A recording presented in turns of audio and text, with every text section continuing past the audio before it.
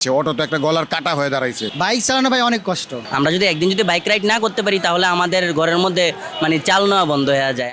200-300 টাকা 500 টাকা হাতে দিলে তারা স্যাক্রিফাইস করে দেয়। সিরিয়াল দিতে গেলে ভাই কোনো হিসাব করা যাবে না ভাই। আপনি দাঁড়াইলেন 1 ঘন্টা 1.5 ঘন্টা 2 ঘন্টা 4 ঘন্টা, আবার দাঁড়ায় আছেন, দেখা যাবে যে আপনি সিরিয়ালে চলে গেছেন, তেল পাবেন মনে হচ্ছে, সামনে আর 2টা গাড়ি, ওই সময় বলবে তেল নাই। বিআরটি এর তথ্য অনুযায়ী ঢাকা ও ঢাকার আশপাশে 3 থেকে 5 লক্ষ মানুষ রাইড শেয়ারিংয়ের পেশায় যুক্ত রয়েছেন।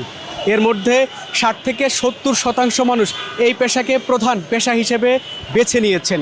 বর্তমান দেশের তেলের সংকট, এই কঠিন পরিস্থিতিতে কিভাবে চলছে তাদের জীবনযাপন, এই গল্প শোনার জন্য তাদের কাছে এসেছি। আসলে তারা কি বলছেন। 2 ঘন্টা অপেক্ষা করে তারপর আমি তেল পাইছি। তেল পাওয়ার পরে হচ্ছে যাত্রীর কোনো ওরকম চাহিদা নাই, কারণ যাত্রীর যে ভাড়া চাই আমরা ওরকম ভাড়া দিতে ইচ্ছুক না। আমরা চাইছি কি যে বাজার নিয়ন্ত্রণ হোক, কারণ আমরা গরিব মানুষ ভাই, আমরা তো খেটে খাইতে হবে, কিন্তু সেই বাজারটাই এখনও নিয়ন্ত্রণ হয় নাই। এই অবস্থায় ভাই আসলে আমাদের এই যে গরিব মানুষ, আমার মধ্যমান ফ্যামিলির আসলে যে আমাদের খুব কষ্টকর ভাই, যা বলার মতো না। বাইক চালানো ভাই অনেক কষ্ট। তারপরে মনে করেন গাড়ি সার্ভিসিং প্রতি মাসে 5,000 টাকা আছে, এটা সর্বনিম্ন খরচ। তারপরে যারা অ্যাক্সিডেন্ট করে তাদের হিসাব আলাদা, ওদের লাইফটাই শেষ। মাসে আপনার 2টা মোবিল লাগে, একটা মোবিলের দাম 600 টাকা করে হয়, 1200 টাকা 2টা মোবিলে যায়।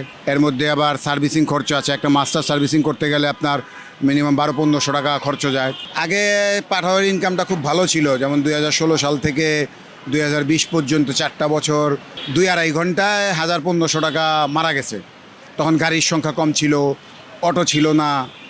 আর এখন মনে করেন গাড়ির সংখ্যাও বাড়ছে, যেমন আবার অটোও বাড়ছে। দেখা যায় মানুষ এখন গাড়ির থেকে বেশি অটোরে প্রাধান্য দিতেছে, কিন্তু আমাদের জন্য এটা ক্ষতিকর হয়ে যাচ্ছে। অটো তো একটা গলার কাটা হয়ে দাঁড়াইছে। আপনি অনেক রাইডার আছে দেখবেন যে এই ইনকাম সোর্স কমের কারণে গাড়ির উপরেই রাত কাটায় দেয়। দেখা গেল কোনো একটা ব্রিজের নিচে গাড়ি পার্কিং করে গাড়ির উপরে শুয়ে রয়েছে। আমি যদি কোনো একটা প্যাসেঞ্জারের সাথে কথা বলি, কথা বলার পর ভাড়া কথা না বলতেই মনে করে আরেকজন এসে দাঁড়িয়ে যায়, যে বলে যে আমি না গেলে ও ভয় আসেন, আপনি আমার কাছে আসেন, আমি যাব। আসলে যাত্রী কোনো কথাই বলে না, মাঝে মাঝে অনেক রাগ হয়ে চলে যায় আমাদের উপরেও। একটা মানে এমন একটা কিছু তো মানুষ ডাইরেক্টলি বলতে পারে না, মানে চোখের ভাষায় বা মুখের ভাষায় তার বোঝা যায় সে আমাদের উপর অনেক রাগান্বিত, কিন্তু আসলে আমাদের এনে কিছু করার নাই। আমি এখানে 2 ঘন্টা সিরিয়াল ধরে যদি আমি তেল আনি তাহলে তো আমার এনে 2 ঘন্টা চলে গেল। যাত্রীর কাছে যদি আমি একটু ভাড়া বেশি চাই, সেক্ষেত্রে যাত্রী আমাদেরকে আসলে দিতে ইচ্ছুক না ভাই। এখন আরও বর্তমানে ওনার মানে সবাই সংসারটা নিয়ে ব্যস্ত, সবার আর্থিক অবস্থা নিয়ে ব্যস্ত, সেই ক্ষেত্রে উনি আরও আমাদেরকে মানে আরও কম বলে। কিন্তু আমরা আসলে চেষ্টা করি যতটুক মানে পোষায় যেতে পারি, কিন্তু হয় না, খুব কষ্টকর হয়ে যায় আর কি চালানোটা।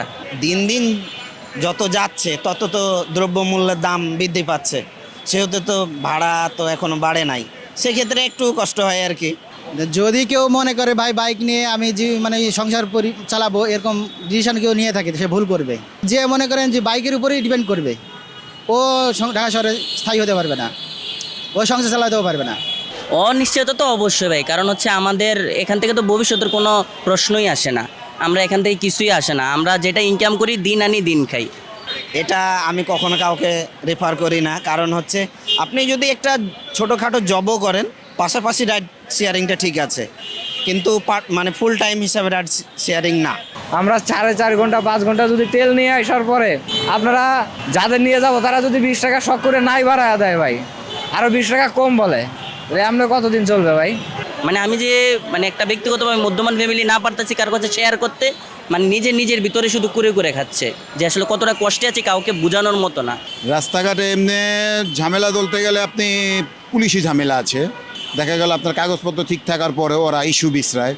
যেমন সাপোজ আপনারে বলবে এই আপনার চাক্কায় হাওয়া কম, ধরে নেন আপনার চাক্কায় হাওয়া কম, বা আপনার গাড়ির হেডলাইটের আলো কম, বা আপনি ফগ লাইট লাগাইছেন কেন, বা এটা লাগাইছেন কেন, বিভিন্ন জিনিসে ইস্যু করে আপনাকে মামলা দিবে। আর একটা মামলা দিতে গেলে 2200 টাকা আপনার মামলা যদি দিতে হয়, তার মানে আপনার 1 দিনের ইনকাম বা 2 দিনের ইনকাম আপনার মামলার মধ্যে চলে যাচ্ছে। এটা আমাদের জন্য খুব কষ্টকর। সংসার চালানো খুবই কষ্ট। তারপর মনে করেন ট্রাফিক পুলিশ আছে, এরা মাঝে মধ্যে হয়রানি করে, রাস্তায় ঝামেলা করে, অযথা কেস টেস দেয়। উত্তরাতে আস্তে আস্তে এখানে না হলেও মৎস্যভবন পর্যন্ত 10টা পাম্প পড়ে। 10টা পাম্পের মধ্যে আপনি 3টা পাম্প খোলা পাবেন। 3টা পাম্পের মধ্যে যদি আপনি টাইম স্পেন্ড করবার চান, টাইমটা জিজ্ঞেস করতে চান, কেউ বলবে যে 2টার পরে, কেউ বলবে 4টার পরে, কেউ মৎস্যভবন বলবে 5টার পরে। আসলে বর্তমান প্রেক্ষাপটে সবারই সমস্যা, ওনাদের তো পাম্পে সিরিয়াল ধরে তেল নিতে হয়, এটাও বাস্তবতা। আর ব্যবসা বাণিজ্য চাকরি করবো আমাদেরও সমস্যা, সব মিলিয়ে তাদের যে অবস্থা আমাদের সেম অবস্থায়। কিন্তু আমরা চাই যত দ্রুত সম্ভব এগুলো সমাধান করুক, সমাধান করে জীবনমান যাতে উন্নত হয় সেই ব্যবস্থা করুক। এটা আসলে যারা এই ব্যবস্থার মধ্যে আছে জ্বালানি মন্ত্রণালয় থেকে দ্রুত বলবো যে এটা খুব দ্রুত সমাধান করে, এটা আমাদের সবারই আশা।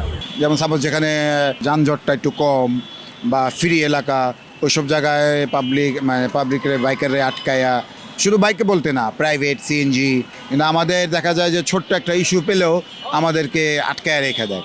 হ্যাঁ, অনেক সময় অনেক কথা বলতে হয়, অনেক সিনিয়র অফিসারকে ফোন দিতে হয় বা অনেক বড় ভাইকে ফোন দিতে হয় ছুটানোর জন্য, তারপর অনেক সময় ছাড়ে না।